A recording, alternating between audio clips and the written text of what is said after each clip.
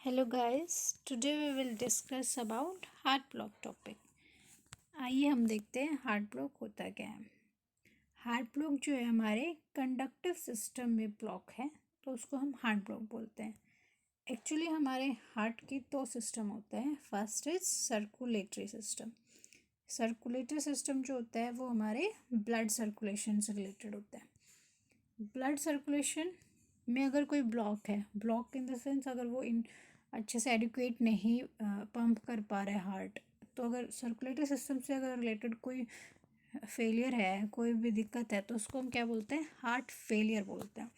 Next, अगर हमारा conductive system, अगर हमारे कंडक्टिव सिस्टम में कहीं ब्लॉक है, प्रॉब्लम है, तो उसको हम क्या बोलते हैं? हार्ट ब्लॉक बोलते हैं। जो कंडक्टिव सिस्टम जो है वो हमारा होता क्या actually? Conduction means electrical impulses का एक प्लेस से दूसरे प्लेस तक जाना, उसको हम क्या बोलते हैं? कंडक्शन बोलते हैं। और इलेक्ट्रिकल सिग्नल्स हमें पता ही है, ऐसे नोड से एवी नोड, फिर बंडल ऑफ फेस, पर्किंजे फाइबर, ये हम पढ़ेंगे भी आगे। इनके थ्रू कंडक्शन होता है। इस इलेक्ट्रिकल सिग्नल्स का एक एक लाइक हार्ट के पार्ट से दूसरे हार्ट के पार्ट तक जाता है, लाइक एट्रियम से वेंट्रिकल तक जाता है, उसको हम क्या बोलते हैं? कंडक्शन बोलते हैं। अगर उसमें ब्लॉक हो गया है तो उसको हम क्या बोलेंगे?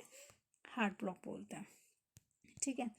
और जो हार्ट ब्लॉक के बारे में पढ़ने से पहले एक बार हम कंडक्शन, जो हमारा कंडक्टिव सिस्टम है, उसको अच्छे से पढ़ लेते हैं। उसमें क्या क्या जो एलिमेंट्स आते हैं, क्या क्या कैसे कैसे प्रोसेस होता है। हमारा हार्ट जो है उसमें चार चार वो होते हैं एट्रियम, दो एट्रियम होते हैं, दो वेंट्रिकल होते हैं, चार चैम्बर्स होते हैं। जो ऐसे नोड जो है वो पाया जाता है हमारे राइट एट्रियम के, जहाँ पे सुपीरियर वेना कैवा का जंक्शन होता है वहाँ पर। और जो इसको हम पेस मेकर ऑफ हार्ट बोलते हैं, क्योंकि ये मैक्सिमम इम्पल्स प्रोड्यूस करता है। Auto rhythmicity of the heart इससे ही आती है कि वो रिदम क्रिएट करता है, खुद से हार्ट रेट प्रोड्यूस कर सकता है, उसको हम pacemaker, natural pacemaker of heart बोलते हैं। इसकी जो है ना डिस्कवरी की थी एक साइंटिस्ट कैथ, दूसरा फ्लैक, इन दो साइंटिस्ट ने इसकी डिस्कवरी की थी। और ये जो ऐसे नोड है वो हार्ट रेट कितना प्रोड्यूस कर सकते हैं? 60 to 100 beats per minute. Next क्या है हमारा? AV node. यहाँ हमारा एवी नोड पाया जाता है कहाँ पे? जो इंटर एट्रियम सेप्टम जो होता है उसके लोअर एक्सपेक्ट पे। और जो एवी नोड जो है वो कितना खुद से हार्ट रेट प्रोड्यूस कर सकता है, कितने इलेक्ट्रिकल इम्पल्सेस प्रोड्यूस कर सकता है? 40 to 60 बीट्स पर मिनट। और ऐसे नोड जो होता है वो एवी नोड को सिग्नल सेंड करता है। और एवी नोड से जो सिग्नल जाते हैं वो होता है फिर हमारा बंडल ऑफ हिस। यहाँ पे ऐसे नोड था, यहाँ पे एवी नोड था। The next is inter ventricular septum में, जो दो वेंट्रिकल्स के बीच का जो सेप्टम होता है उसमें हमारा बंडल ऑफ हिस पाया जाता है। एवी नोड से बंडल ऑफ हिस में हमारे इलेक्ट्रिकल इम्पल्सेस कंडक्ट होते हैं। और जो बंडल ऑफ हिस है वो राइट साइड में एक ब्रांच बनाता है, एक लेफ्ट साइड में ब्रांच बनाता है, जिसको हम क्या बोलते हैं? Right bundle branch, left bundle branch. उसके बाद हमारे बंडल ऑफ फिश से हमारे पुरकिंजे फाइबर तक सिग्नल्स प्रोड्यूस लाइक सेंड होते हैं। वो उसका रेट क्या होता है? 20 to 40। और जो हमारे पुरकिंजे फाइबर हमारे जो वेंट्रिकल्स के जो एंडोकार्डियम होती है उसमें पाया जाता है, दोनों, राइट साइड में भी और लेफ्ट साइड में भी। नेक्स्ट हम हार्ट ब्लॉक से को पढ़ने से पहले एक बार नॉर्मल एक ईसीजी की जो वेव्स जो बनती है हमारे ईसीजी में नॉर्मल, उनका इंटरवल, वो कैसे कैसे बनती हैं, प्रोड्यूस होते हैं, एक बार वो हम देख लेते हैं ताकि हमें इजी हो जाए। आगे हम ईसीजी को डिस्कस करने वाले हैं, इसलिए अब नॉर्मल ईसीजी को पहले हम नॉर्मल ईसीजी एक बार देख लेते हैं। ईसीजी क्या, एक बार उसका जस्ट कि उसमें क्या क्या कौन कौन सी वेव्स बनती हैं। वो फर्स्ट होती है पी वेव बनती है। जो पी वेव होती है हमारे एट्रियल के कॉन्ट्रैक्शन से बनती है। और जो एट्रियल का जो कॉन्ट्रैक्शन होता है उसको हम क्या बोलते हैं? और डीपोलराइजेशन भी बोलते हैं, एट्रियल डीपोलराइजेशन। और जो इसका जो टाइम इंटरवल पूछा जाता है मेनली, वो कितना होता है 0.08 टू 0.10 सेकेंड तक इसका पी वेव का नॉर्मल टाइम इंटरवल होता है। और फिर हम देखते हैं क्यू आर एस और एक टी वेव, ये दोनों हमारा क्या डिनोट करते हैं, वेंट्रिकल के बारे में। और जो पी वेव हमारा क्या डिनोट करी थी, एट्रियम के बारे में। जो एट्रियल का कॉन्ट्रैक्शन हम देख लें, रिलैक्सेशन जो हमारा वेंट्रिकल के साथ ही होता है, इसलिए उसके लिए एक अलग से वेव नहीं फॉर्म होती है। इसलिए हम जो क्यू आर एस है और टी वेव है वो हम किसके उसमें देखते हैं, जस्ट वेंट्रिकल के अकॉर्डिंग देखते हैं। तो क्यू आर एस जब बनता है हमारा जब वेंट्रिकुलर डीपोलराइजेशन हो रहा होता है, जब वेंट्रिकुलर का कॉन्ट्रैक्शन हो रहा होता है। और जो टी वेव कम फॉर्म होती है जब हमारा वेंट्रिकुलर का रिलैक्सेशन हो रहा होता है, जिसको हम बोलते हैं रीपोलराइजेशन। और जो मेनली इनका टाइम भी पूछा जाता है, टाइम इंटरवल। जो टाइम इंटरवल मैंने पी वेव का मैंने बता दिया है। पी आर वेव का जो टाइम इंटरवल है, पी से आर तक का जितना टाइम इंटरवल है वो होता है 0.12 से 0.2 सेकेंड। ये मोस्ट इम्पोर्टेंट क्वेश्चन है, क्योंकि आगे हम जब ब्लॉक्स के बारे में पढ़ेंगे तो उसमें हम पी आर के अकॉर्डिंग पढ़ेंगे। तो इसलिए मोस्टली ये पूछा जाता है, क्यू आर एस भी पूछा जाता है। क्यू आर एस का टाइम इंटरवल ये होता है 0.08 से 0.12 second. Q T interval if you can do it तो यू कैन लर्न इट 0.03 से 0.36 से 0.44 सेकेंड्स। बट मोस्ट इम्पोर्टेंट जो आपको लर्न करना है वो कौन सा है, पी आर इंटरवल और क्यू आर एस इंटरवल। ये मेन है, ये आपको बाय हार्ट होना चाहिए। नेक्स्ट अब हम डिस्कस कर लेते हैं हार्ट ब्लॉक के बारे में। हार्ट ब्लॉक में फर्स्ट हम देखते हैं रिस्क फैक्टर क्या क्या होते हैं। किसी भी हार्ट में ब्लॉक होने का रिस्क फैक्टर मेनली उसकी ही कंडीशंस होती हैं, लाइक वो आगे हम पढ़ेंगे। पहले हम देख लेते हैं रिस्क फैक्टर ऑटोइम्यून डिजीज अगर है तो। ओल्ड एज, अगर ओल्ड एज में हमें पता है कि हार्ट प्रॉब्लम्स होती ही हैं। बर्थ डिफेक्ट्स ऑफ हार्ट, अगर कंजेनाइटल हार्ट डिजीज उसको है तो भी उसको हार्ट ब्लॉक फ्यूचर में होने के चांसेस होते हैं। और हार्ट कंडीशंस में क्या आता है, valvular problems, rheumatic heart disease, और भी कोई हार्ट प्रॉब्लम है तो उससे भी रिस्क फैक्टर पे रहेगा वो बंदा, किस चीज़ के लिए, हार्ट ब्लॉक होने के लिए। Then next is medication. Medication कौन सी होती है, जो मेडिकेशन हार्ट रेट को कम करेंगी वही मेडिकेशन मेनली हार्ट ब्लॉक होने के लाइक कॉजेस बनती हैं, रिस्क फैक्टर पे होता है।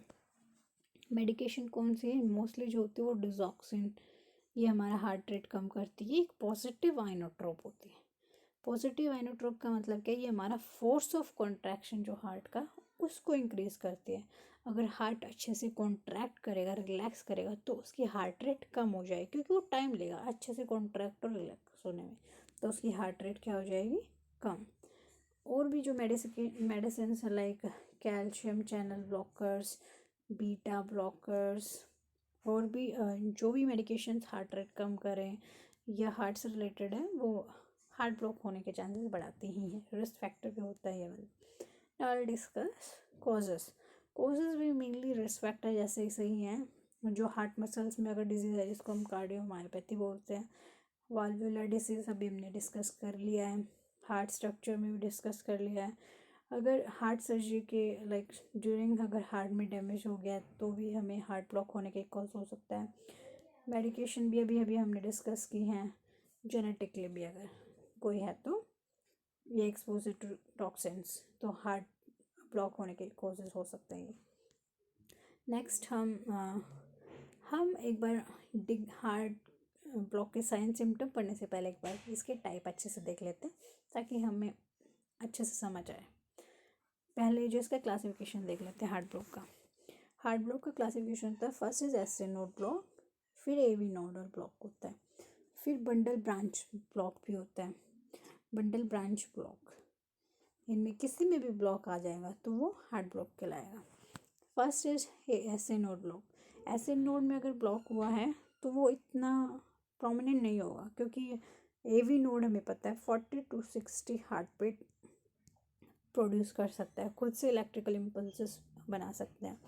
तो इतना इफ़ेक्ट नहीं होगा हमारे इसके ब्लॉक होने से, तो ये इतना हम नहीं पढ़ेंगे। उसके बाद जो है एक सेकेंड,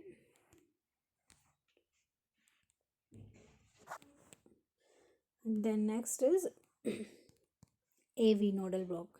एवी नोडल ब्लॉक में जो है हमारे दो टाइप आते हैं, इनकम्प्लीट और कंप्लीट। इनकम्प्लीट अगर एवी नोड में ब्लॉक है मीन्स ऐसे नोड ठीक है, अब इसका अब एवी नोड में ब्लॉक कहाँ है, तो ये दो टाइप का हो सकता है, इनकम्प्लीट हो सकता है और कंप्लीट हो सकता है। इनकम्प्लीट में दो चीज़ें आती हैं, first degree heart block, second degree heart block, और कंप्लीट में हमारे आते हैं थर्ड डिग्री हार्ट ब्लॉक। जो फर्स्ट डिग्री हार्ट ब्लॉक है और सेकेंड डिग्री है ये हम अलग से पढ़ेंगे। थर्ड जो है उसमें कंप्लीट हार्ट ब्लॉक हो जाता है, तो इसको हम अलग से ईसीजी के अकॉर्डिंग हम अच्छे से पढ़ पाएंगे। इसलिए अब हम आगे चलते हैं, एक बार जो साइन एंड सिम्टम हमने देखे थे, एक बार फर्स्ट डिग्री के अकॉर्डिंग सेकेंड डिग्री के अकॉर्डिंग हम साइन सिम्टम देख लेते हैं, फिर हम इनके ईसीजी से अच्छे से ब्लॉक के बारे में पढ़ेंगे कि एक्चुअली उसमें होता क्या है। फर्स्ट डिग्री जो हार्ट ब्लॉक है उसमें इतने साइन एंड सिम्टम होते ही नहीं है एक्चुअली। नॉर्मली जो बंदा जो है वो नॉर्मल ही होता है, वो अपना हर काम अच्छे से कर रहा होता है, उसको कोई दिक्कत नहीं होती। लेकिन जब वो अगर बाय चांस अगर रूटीन ईसीजी करा रहा है तो उसमें उसको पता चलता है okay he is having first degree heart block. तो नॉर्मली तो फर्स्ट डिग्री जो हार्ट ब्लॉक है वो कॉमन ही होता है, जनरली पाया जाता है कि इसमें एथलीट्स में, टीनेजर में, यंग एडल्ट्स में वो नॉर्मल है, उनके लिए पाया जाता है मीन्स इनमें कॉमनली। तो इसमें कोई उसको ज़्यादातर साइन सिम्टम होते ही नहीं है। देन नेक्स्ट हम देखते हैं सेकेंड डिग्री साइन और थर्ड डिग्री के साइन सिम्टम। इनमें क्या होता है, fainting, dizziness, chest pain, feeling tired, shortness of breath, heart palpitations, rapid breathing, nausea etcetera. Actually जो सेकेंड डिग्री हार्ट ब्लॉक में है ये सब पाया जाएगा, थर्ड में भी ये सब पाया जाएगा, बट जो थर्ड डिग्री हार्ट ब्लॉक में ये जो साइन सिम्टम होंगे वो सिवियर होंगे थोड़े as compare to second degree heart block, यही एक डिफरेंस है। चलो अब हम देखेंगे ईसीजी के अकॉर्डिंग कि इनमें एक्चुअली होता क्या है हार्ट ब्लॉक में। हम डिस्कस करेंगे। अब हम ऐसे नोडल ब्लॉक नहीं पढ़ेंगे क्योंकि इसमें इतना कुछ नहीं इफ़ेक्ट आएगा, हम सिर्फ एवी नोडल ब्लॉक के बारे में आज अच्छे से पढ़ेंगे, यही क्वेश्चन पेपर में पूछा जाता है।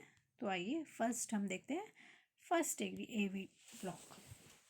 फर्स्ट डिग्री एवी ब्लॉक में क्या होता है, हमारे ऐसे नोड होता है वो, तो जैसे हमने मान लिया 80 इम्पल्स जनरेट कर रहा है, फिर वो एवी नोड को भेजेगा, एवी नोड को वो पूरा भेजेगा ऐसे 80 के 80, क्योंकि जो हमारा ऐसे नोड है वो तो ठीक है, इसमें ये क्या है हम पढ़ रहे हैं एवी ब्लॉक।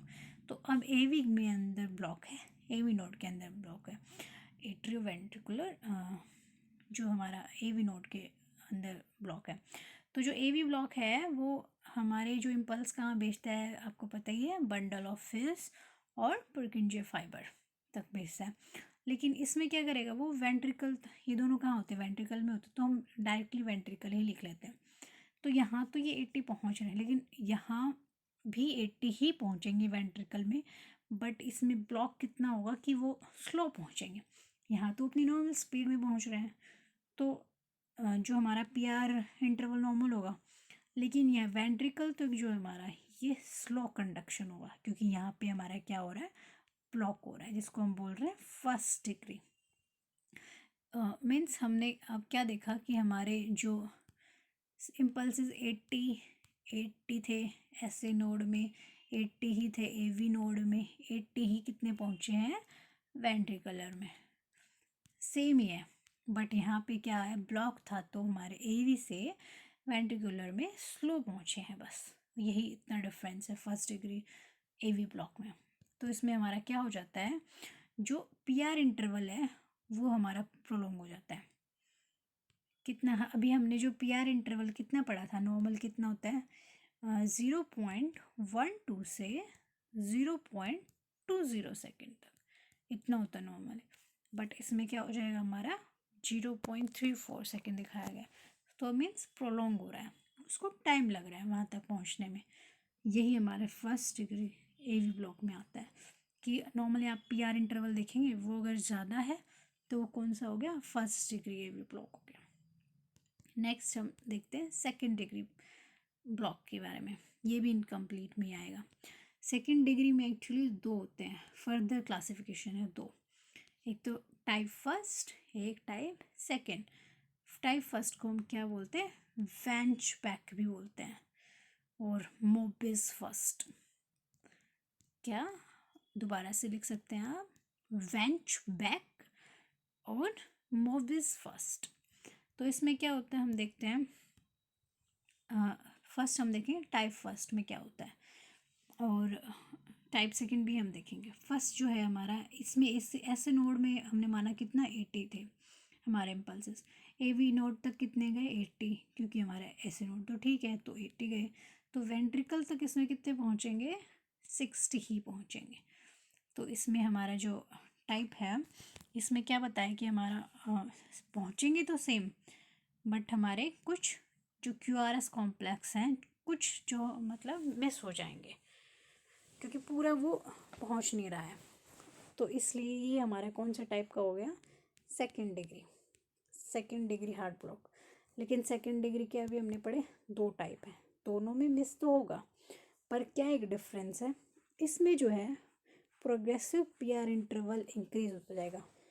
पहले अगर हमने मान लिया 0.12 का है, नेक्स्ट 0.2 का मिलेगा, फिर 0.3 का मिलेगा, ऐसे बढ़ता बढ़ता जाएगा और लास्ट में एक QRS कॉम्प्लेक्स ड्रॉप हो जाएगा। लेकिन जो मोबिस सेकंड में क्या होता है, मोबिस सेकंड और टाइप 2 में क्या होता है, पीआर इंटरवल तुम्हारा फिक्स रहेगा जितना भी है, लेकिन बीच बीच में हमारे QRS कॉम्प्लेक्स ड्रॉप होते जाएंगे। तो बस एक ये डिफरेंस है टाइप फर्स्ट में और टाइप सेकंड में। क्या देखा हमने टाइप फर्स्ट और टाइप सेकंड में, सेम चीज़ तो क्या है, एक तो सेकंड डिग्री ब्लॉक है, तो सेकंड डिग्री ब्लॉक में क्या है, AV नोड से वेंट्रिकल तक पूरे इम्पल्स नहीं जाएंगे। अगर AV नोड पे 80 थे तो वहाँ पे 60 ही पहुँचेंगे, मतलब कम जाएंगे, कुछ QRS कॉम्प्लेक्स जो हमारे मिस हो जाएंगे। फिर नेक्स्ट हमने पढ़ा कि हमारा टाइप फर्स्ट है और टाइप सेकेंड है। टाइप फर्स्ट में हमने देखा कि जो पीआर इंटरवल है जिसको प्रोलॉन्ग होता जाएगा, प्रोलॉन्ग बार बार इंक्रीज होता जाएगा, और फिर एक ड्रॉप आएगा, फिर इंक्रीज होता जाएगा, फिर एक ड्रॉप हो जाएगा। भाई जो सेकेंड डिग्री में, जो सेकेंड टाइप में है, इसमें जो हमारा पीआर इंटरवल फिक्स रहेगा और बीच में हमारे QRS कॉम्प्लेक्स मिस होते जाएंगे। यही एक डिफरेंस है इन दोनों में। नेक्स्ट हम थर्ड डिग्री ब्लॉक के बारे में पढ़ेंगे। इसमें क्या होता है, जैसे हमने अभी पढ़ा था ऐसे नोड 80, AV नोड 80 और फिर वेंट्रिकल, तो यहाँ पे जाएगा ही नहीं complete heart block, AV node अपने इम्पल्स यहाँ तक पहुँचा ही नहीं पाएगा, तो इसको हम क्या बोलेंगे, थर्ड डिग्री हार्ट ब्लॉक। और नहीं पहुँचाएगा तो इसका मतलब अगर हमारे AV नोड पे तो 80 है, वेंट्रिकल पे हमने नॉर्मली कितना बोला था, कितना होता है 20 से 30, तो ये अपने आप से प्रोड्यूस करेगा इतने, ये अपने इतने ही इसके बना सकता है, पुरकिंजे फाइबर हमने बोला था। तो एक अलग सिस्टम प्रोड्यूस हो जाएगा कि एट्रियम जो होता है, हार्ट का एट्रियम है और वेंट्रिकल, एट्रियम तो अपना अलग से रेट पे रिदम कॉन्ट्रैक्शन कर रहा होगा, वेंट्रिकुलर अपना अलग से। ये रेट वैसे नोड वाला, AV नोड वाला कोई भी हो सकता है, लाइक 80 मान लिया हमने, 80 बीट पर मिनट, बट ये हमारा कितना होगा 20 से 30 बीट पर मिनट। ECG में क्या पता चलेगा हमें, P वेव्स तो फॉर्म होंगी, पर हमारे बीच बीच में हमारे QRS कॉम्प्लेक्स नहीं होंगे।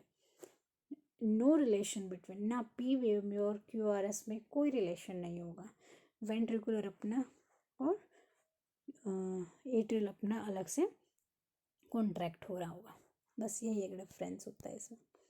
नेक्स्ट हम देखते हैं कि इसमें हम मैनेजमेंट क्या कर सकते हैं। एक तो डायग्नोस्टिक तो हमने देख लिया, ECG ही होता है इसका मेनली तो। और अब हम देखते हैं मैनेजमेंट। मैनेजमेंट में हम पेस मेकर्स लगाते हैं। ये हमारा है पेस मेकर ऑफ हार्ट। ये आर्टिफिशियल पे, जो नेचुरल है वो तो हमारा क्या था, ऐसे नोड था, अगर वो वहाँ ब्लॉक है, AV नोड में ब्लॉक है, तो हम आर्टिफिशियल पेस मेकर देखते हैं, तो ये उसकी इमेज है। इसमें हम क्या करते हैं, हमारा जो राइट वेंट्रिकल तक इसकी वायर जाती है और सिग्नल्स के लिए, और इसको हम लगा देते हैं, अटैच कर देते हैं इंटरनली बॉडी के। और ये लिथियम की बैटरी बनी होती है इसकी, बस वो अपना इलेक्ट्रिकल इम्पल्सेस प्रोड्यूस कर रही होती है। और जस्ट हमें एक सेट होता है, प्री सेट होता है कि वो जितना नॉर्मली करना है उसको नॉर्मल रेट पे वो अपने आप से रिदम रेट डिसाइड करती रहेगी, हार्ट रेट।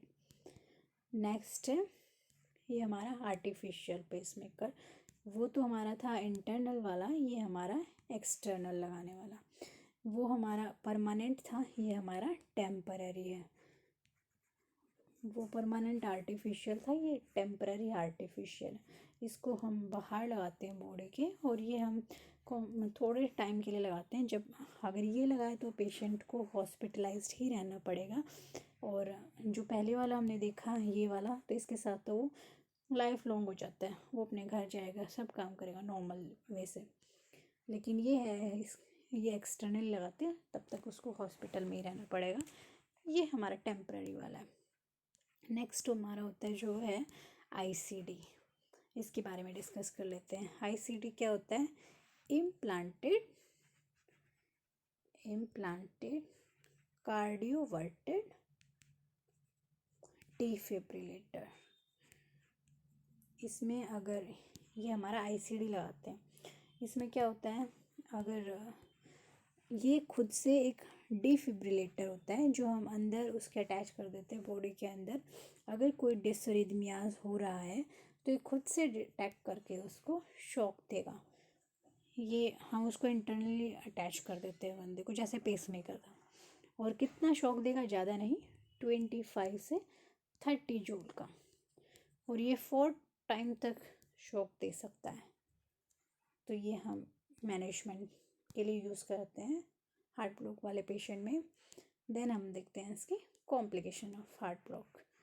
कॉम्प्लिकेशन में क्या है इसके? वही है कॉम्प्लिकेशन, तो लाइफ थ्रेटनिंग हो सकते हैं, हार्ट फेलियर हो सकता है अगर हार्ट ब्लॉक है तो। ऑब्वियसली अगर कंडक्टिव सिस्टम में ब्लॉक है, वो कंडक्शन ही नहीं कर पा रहा है, तो उसके अंदर हार्ट फेलियर हो जाएगा। वो ब्लड भी सर्कुलेट नहीं कर पाएगा, पंप ही नहीं कर पाएगा, कॉन्ट्रैक्शन रिलैक्सेशन ही नहीं हो रहे हैं, तो हार्ट ब्लड सर्कुलेट कहाँ से कर पाएगा? तो हार्ट फेलियर हो सकता है, अरिदमियाज हो सकते हैं, हार्ट अटैक आ सकता है, सडन कार्डियक अरेस्ट आ सकता है। तो ये सब था हमारा, आज हमने पढ़ा हार्ट ब्लॉक के बारे में, उसके टाइप के बारे में, उसकी ईसीजी के बारे में, causes, risk factor, conduction system. Hopefully आपको पसंद आया होगा मेरा टॉपिक। अगर पसंद आया तो लाइक करें, सब्सक्राइब करें। Thank you.